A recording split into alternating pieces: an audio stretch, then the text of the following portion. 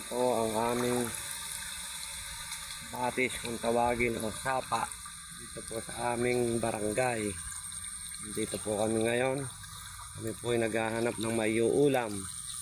Yan po ang aming pong naisip na hanapin na maiuulam ay susong agurong. Yan po ang aking asawa. Ito po ay nangunguha po kami.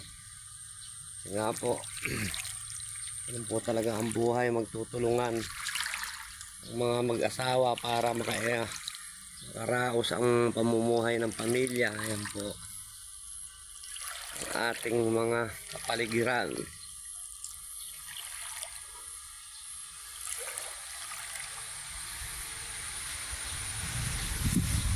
Ito naman po ang amin ang nakukuha ang gusto sa timba na ito. Yan po ang aming nakuha ng suso. Kadilim, hindi makita. Gano po. Ito naman po kami.